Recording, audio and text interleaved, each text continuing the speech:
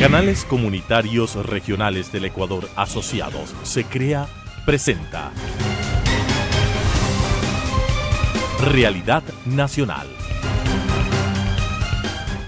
Amigos, qué gusto estar con ustedes como todas las semanas en el espacio de SECREA de los canales comunitarios y regionales del Ecuador Asociados, que tenemos la ventaja de contar con 45 canales de televisión socios, canales de televisión que tienen cobertura nacional, cobertura regional y cobertura local, y son canales que retransmiten este programa durante toda una semana.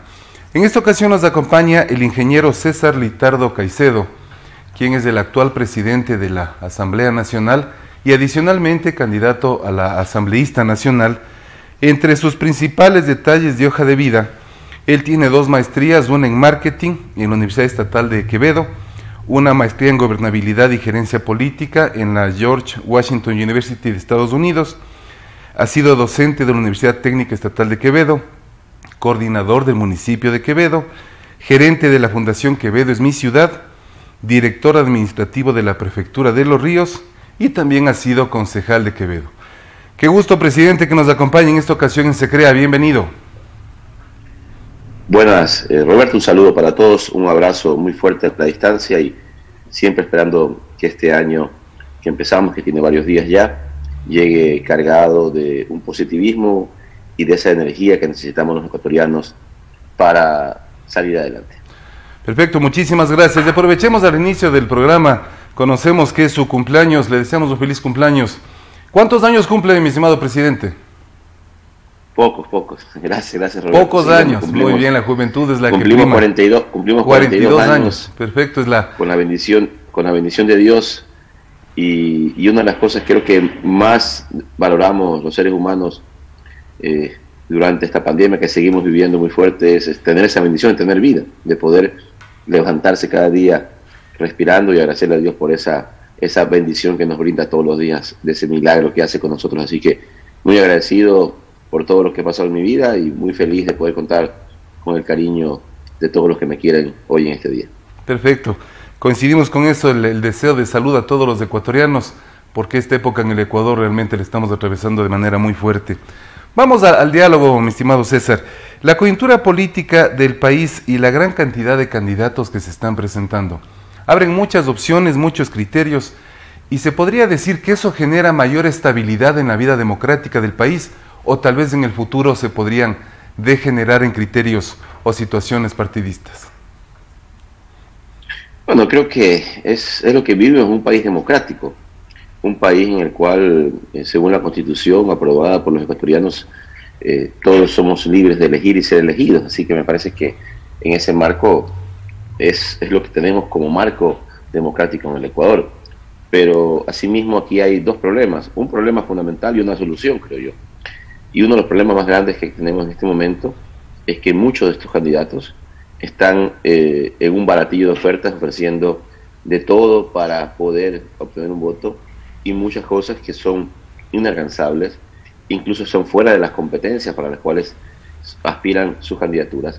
Pero también hay una oportunidad importante, por ende agradezco este espacio, entendiendo que llega a todos los rincones del Ecuador, porque también es importante la responsabilidad y la corresponsabilidad del ciudadano, quien es finalmente el que va a escoger sus candidatos. Así que hay que tener espacios como este para que se conozcan perfiles, para que podamos tener la capacidad ciudadana de analizar por quién y por qué votar, por un candidato o una candidata. Y esa es un poco la responsabilidad que tiene ahora el ciudadano dentro del poder del voto, para escoger a las mejores mujeres y los mejores hombres para dirigir los destinos del Ecuador en los próximos 4 años. Realmente muy claro cuando se menciona la responsabilidad y la corresponsabilidad. Ahora, en la condición de presidente de la Asamblea y la responsabilidad que eso conlleva, ¿cuántas leyes han sido aprobadas en este periodo? Que es importante que los ecuatorianos también conozcan. Desde que soy presidente de la Asamblea, 32 leyes. Este año, solamente este año, hemos aprobado 20 leyes, 19 de ellas de manera virtual, y hay algo mucho más importante que esto, ¿no?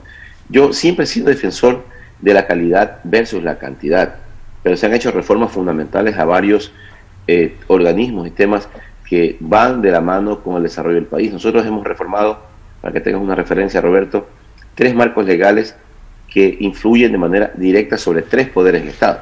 Reformamos el Código de la Democracia, cuyo principal objetivo, entre varios que tiene, es el de transparentar los financiamientos de las campañas electorales. Nosotros hemos hecho reformas al Código Orgánico de la Función Judicial que le da un marco jurídico a esta entidad para poder trabajar de manera telemática, de acuerdo a los tiempos que vivimos, e incluso en la lucha contra la corrupción crean las unidades judiciales de lucha contra la corrupción, así como hay juzgados de trabajo, juzgados de la niñez, van a existir unidades judiciales de lucha contra la corrupción. Y en tercera, nosotros hemos aprobado las reformas a la Ley Orgánica de la Función Legislativa, que es la ley que rige a la Asamblea Nacional para su funcionamiento. Y por ejemplo, solo para un ejemplo de las cosas que se han hecho en la ley, antes de aprobar estas reformas a la ley, el diezmo, solicitar diezmos, no estaba tipificado como un delito o como una causal de destitución de un asambleísta. Y se ha modificado esto, adicional a muchas cosas más que se hicieron en esta reforma de ley. Y lo más importante, estas 20 leyes, el 90% de las mismas han sido aprobadas por unanimidad. Esto demuestra el consenso y el diálogo que siempre he manifestado durante toda mi presidencia del Parlamento ecuatoriano es una realidad y se vive en cada votación que se hace en la Asamblea como tal. Ahora, en este periodo, digamos desde marzo hasta la fecha, hasta diciembre, se han tenido 844 reuniones virtuales. ¿Qué diferencia? Porque el pueblo es interesante, es importante que la sociedad conozca. La diferencia, claro, lo virtual de lo físico, de lo presencial, se entiende. Pero para una responsabilidad tan grande como lo virtual y el manejo que conlleva la aprobación de leyes, en todo este año que hemos tenido problemas en el país, ¿es más fácil lo virtual? ¿Es más complicado? ¿O realmente lo presencial es lo que la Asamblea Nacional añora? Yo creo que más que fácil o complicado, creo que lo virtual es más práctico, permite trabajar de manera más eficiente. Si nosotros analizamos en tiempos, la Asamblea Nacional ha trabajado un 40% más de lo que trabaja presencialmente. Se han aprobado 19 leyes, recordar que el año pasado solo se aprobaron 12, este año se han aprobado 19 virtuales y una de manera presencial. Es para mí una herramienta y una alternativa válida. De hecho, el Parlamento ecuatoriano fue el primer parlamento en toda América en sesionar de manera virtual. 3 días después de que se decretó el primer estado de excepción en marzo pasado por el inicio de la pandemia en el país, ya nosotros estábamos trabajando de manera virtual. Esto ha facilitado mucho el trabajo y algo fundamental, incluso nos ha permitido hacer un ahorro económico importante. Casi $5 millones del presupuesto de la Asamblea se han ahorrado por el trabajo virtual. Yo pienso que en el futuro esta práctica, si bien es cierto la esencia del Parlamento tiene que tener una lógica presencial, eso me parece que también es importante decirlo, pero sí tener alternativas mientras la pandemia sigue vigente, de hacer un trabajo mixto en donde haya sesiones virtuales y presenciales que permitan avanzar con el trabajo y sobre todo mientras la pandemia siga vigente, no poner en riesgo a quienes dentro de la Asamblea, asambleístas o funcionarios como tal, tienen algún tipo de vulnerabilidad que podría poner en riesgo su vida de contagiarse del virus que ahora nos está afectando muy fuertemente. Totalmente de acuerdo. Ahora, ¿qué beneficio genera la eliminación del permiso de cuenta propia que se ha hablado en esta temporada? Bueno, es una gran noticia para los sectores productivos del país, no solamente para los sectores rurales, también para los sectores urbanos, que tienen dentro de su trabajo la movilización de sus productos. Es decir, que un agricultor que moviliza desde el campo a la ciudad para vender sus productos, 2 quintales de cacao, unas racimos de verdes, un quintal de papa o de vegetales, ahora no va a necesitar este documento para poder movilizarse. Y también en las partes rurales, urbanas, porque quienes hacen actividades, por ejemplo, como pintura, como albañilería, como mecánica, y que muchas veces transportan sus herramientas de trabajo en un vale, una camioneta, ya no van a necesitar este permiso. Los vehículos menores a 3.500 centímetros cúbicos no requieren sacar el permiso de cuenta propia, y esta es una de las razones por la cual hemos recorrido el país, y este requerimiento salió de todos los sectores de trabajo del país, y por lo tanto es una acción que va a beneficiar de manera importante a muchos sectores, sobre todo del emprendimiento y las zonas rurales agrícolas del Ecuador. Estamos hablando obviamente con el presidente de la Asamblea. Después de minutos hablaremos ya con el candidato a la Asamblea Nacional. ¿De qué manera se logró el pago de pensiones a más de 3.000 maestros jubilados? Un tema que venía esperándose desde hace mucho tiempo. Nosotros hemos sido facilitadores de muchos temas positivos para el país. Yo personalmente creo que ganarse una pantalla a través de la generación de un escándalo no es parte de la política. A la gente no le interesa ya los problemas en el país. La gente quiere soluciones. Y creo que en ese sentido siempre he trabajado por esas soluciones.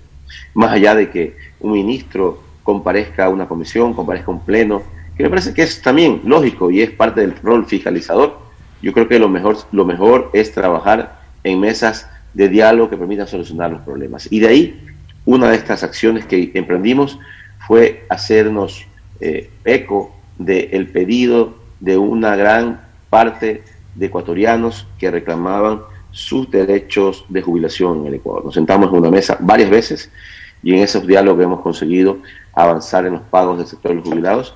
Hasta el año pasado se habían invertido más de 800 millones de dólares en este proceso. Este año, para los 3 primeros meses del año, hay un compromiso por parte del gobierno de pagar 300 millones de dólares más y de a poco ir cerrando la brecha y de a poco ir cumpliendo con esta justa aspiración, con este justo derecho ganado por parte de los sectores de los jubilados en el Ecuador, y seguiremos vigilantes para que se cumpla con ese objetivo y que la Asamblea Nacional sea un garante del cumplimiento de la palabra de quienes han hecho efectivo hasta el momento que gran parte de este sector tenga la posibilidad de recibir los recursos que se han ganado por un derecho de vida. Cuando se habla de soluciones, efectivamente, la sociedad, el pueblo, todos los ecuatorianos esperamos soluciones a muchos problemas. El nombramiento de 5.400 médicos, que es una solución para ese sector, para esos jóvenes, para esos ecuatorianos, ¿permite visualizar que en el futuro se seguirá tomando este tipo de medidas? Sí, la ley humanitaria tuvo uno de sus grandes aciertos en darle estabilidad laboral definitiva a los profesionales de la salud que estuvieron en la primera línea de la pandemia. Me parece que es un justo reconocimiento para quienes, poniendo en riesgo su vida y la de sus familias, muchos de ellos no superaron el COVID, no pudieron seguir trabajando por el país, y esto pues merece un reconocimiento y creímos que era una de las acciones importantes. En total son 12.000 profesionales de la salud, tanto en la salud, en el Ministerio de Salud como en el IES, que se van a beneficiar de este articulado que aprobó la ley humanitaria. Ya están los primeros 5.400, se sigue trabajando para conseguir que lleguemos a la cifra de 12.000, que es fundamental, y por lo tanto me parece que es una justa aspiración para todos. En algunos casos he escuchado algún tipo de, o he tenido información de algún tipo de profesionales que no han sido acogidos a este derecho. Me parece que es fundamental informarse. Solo se piden para esto 2 requisitos.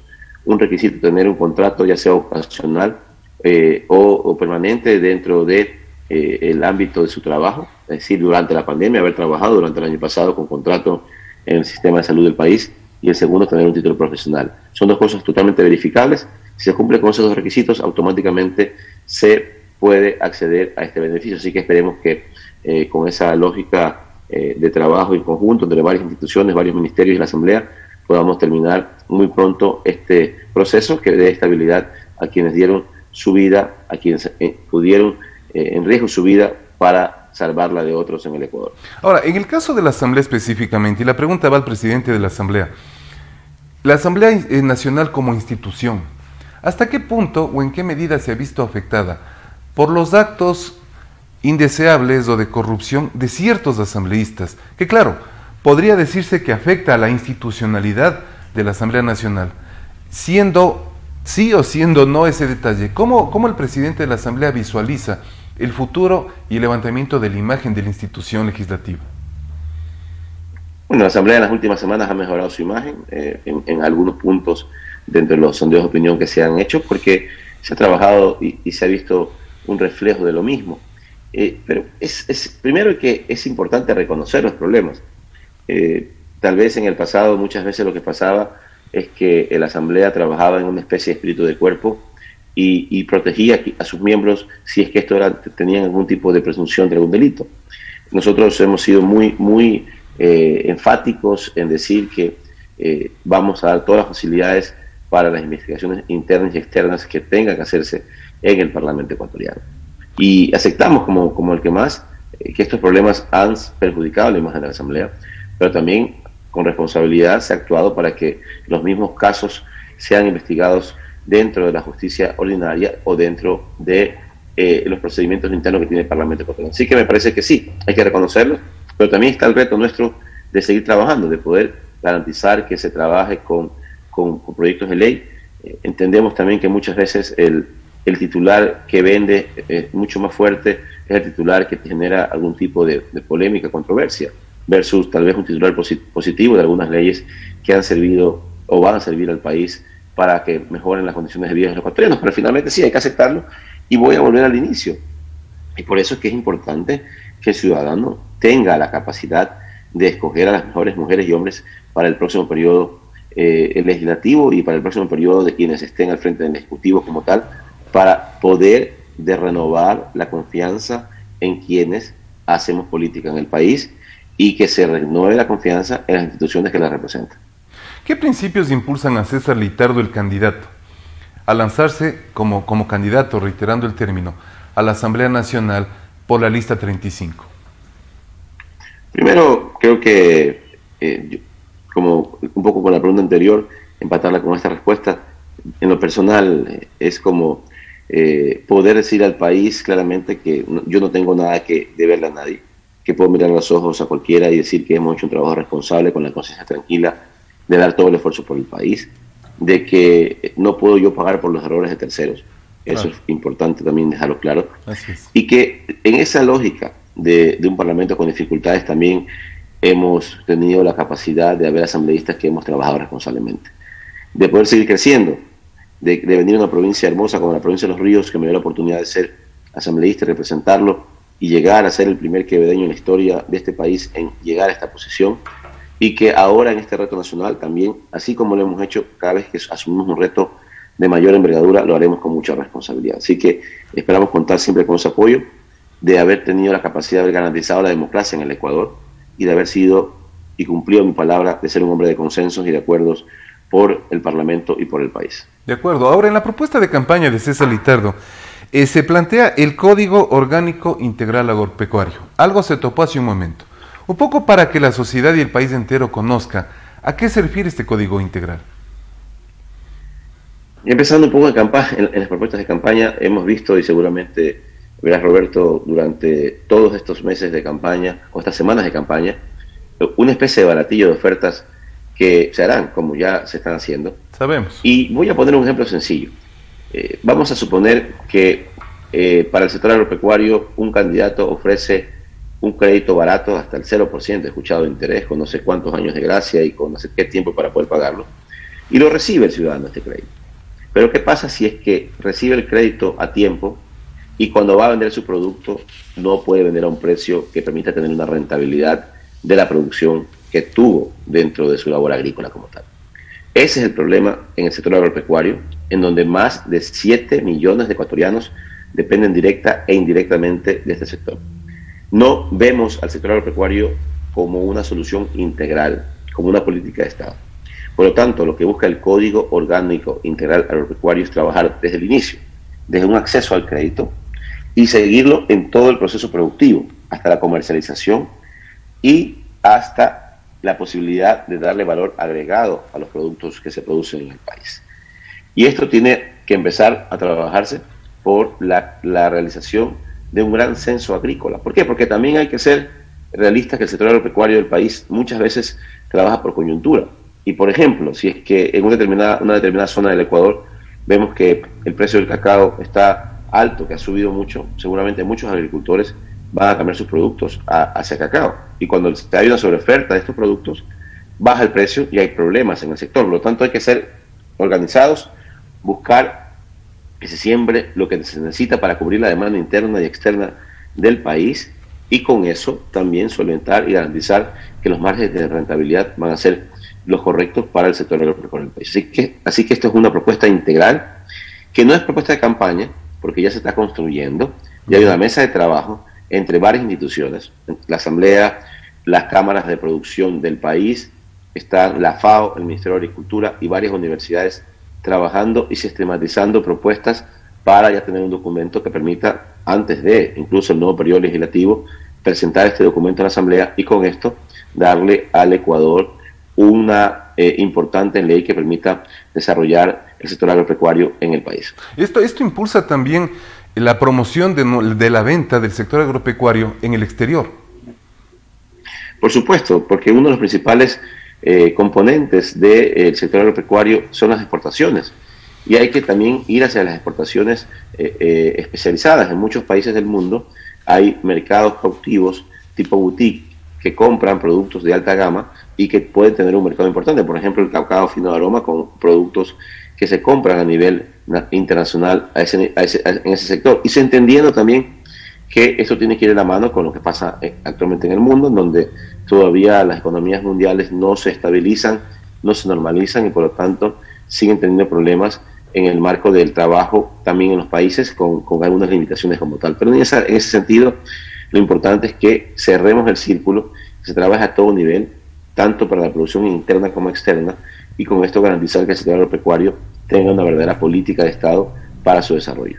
Cuando se habla, respecto de esto, cuando se habla de la ley de protección de comerciante minorista y trabajador, se incluye entonces al sector de la pequeña, la mediana empresa, la microempresa. ¿Incluye también la capacitación para este sector? Varios aspectos, ¿no? Esta ley del comerciante autónomo tiene varias lógicas. Primero, darle al comerciante autónomo un espacio que sea acorde con la necesidad de trabajar de manera decente dentro del país. Segundo, lo importante es que también ellos tengan acceso a un aporte diferenciado al seguro social para que puedan acceder a la seguridad social. Es decir, a este momento a muchos se les complica el poder pagar un valor de $70 aproximadamente por una aportación voluntaria, así que debes hacer una pensión, un aporte diferenciado que vaya aumentando de acuerdo al requerimiento de servicios que haga el quien acceda a esta situación. Y lo otro también es la posibilidad de un acceso al crédito. Nunca y nadie se ha fijado muchas veces en lo importante que son las economías populares y solidarias de estos sectores para el desarrollo del país. Una persona que tiene una tienda de barrio ya solventa la economía de su familia. Y tal vez no necesita mucho capital, necesita un capital de $500, $1,000 para poder solventar. La persona que tiene un taller, la persona que tiene una vulcanizadora, quien tiene, por ejemplo, un pequeño restaurante popular en un sector del país. Ellos nunca tienen acceso a un crédito directo y con tasas preferenciales, más bien siempre caen en las manos del churco que hace de ellos pues sus clientes habituales, y por lo tanto a ellos también hay que fijarle, creo yo, un importante apoyo para el desarrollo. Cada familia de la economía popular y solidaria solventa su economía a través de sus actividades productivas, y hay que darle un respaldo para que también puedan desarrollarse y generar economía en el país. Un tema muy importante al respecto es la juventud. Se habla de crédito, se habla de asesoría o capacitación del sector microempresarial, pequeñas, medianas industrias, pero la situación actual como producto de la pandemia, muchos jóvenes se han retirado de las universidades públicas o privadas. Los jóvenes buscan trabajo, no consiguen trabajo. ¿Qué hacer como propuesta, qué plantear como propuesta para la juventud, qué sé yo, de 18, 22, 25, 27 años, que en este momento no consigue trabajo y debería entonces impulsar proyectos empresariales o microempresariales? El Ecuador es el primer país con niveles más altos de emprendimiento de América Latina, pero también asimismo es uno de los países con mayor nivel de fracaso en los emprendimientos en América Latina. Se entiende que un emprendedor, un joven o alguna persona que inicia una actividad de emprendimiento tiene que pasar dos años para que ese emprendimiento se considere que ha tenido ya una sostenibilidad que va a permitir que se mantenga en el tiempo.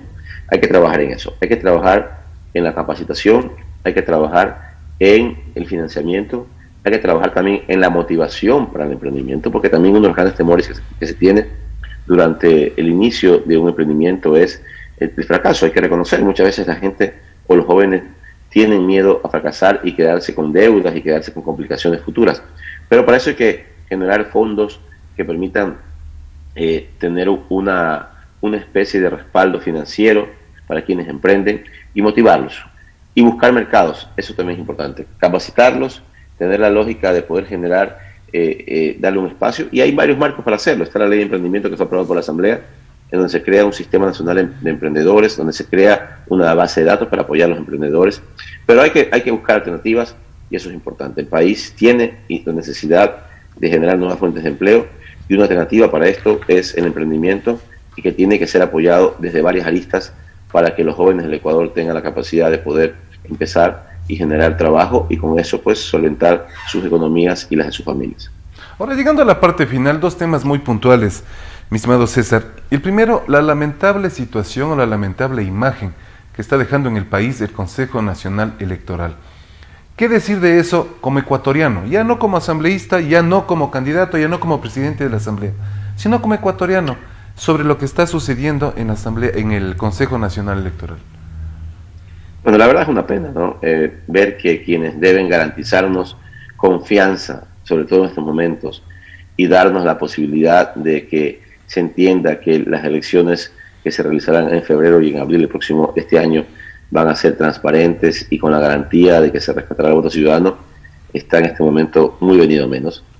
Y que aparentemente, yo no puedo hacer un juicio de valor, pero aparentemente algunas influencias externas están haciendo que no se actúe de manera correcta. Creo que la ley es clara, la normativa que rige el Código de la Democracia y algunas leyes colaterales que controlan y dan la línea para realizar los procesos electorales en Ecuador son muy claros, pero dan una imagen que no es la que el país quiere, y lamentablemente vemos como la clase política del Ecuador casi ni se pronuncia al respecto, casi hace mutis a lo que está pasando. Me parece que todos los diferentes actores políticos del país, indistintamente de si creemos o no en nuestras ideologías, yo soy muy respetuoso del pensamiento diverso que tiene que haber en una democracia, pero todos tenemos que defender también esa misma democracia y la institucionalidad, y exigir que haya un CNE que dé muestras claras de garantías de que la democracia en este país, pase lo que pase,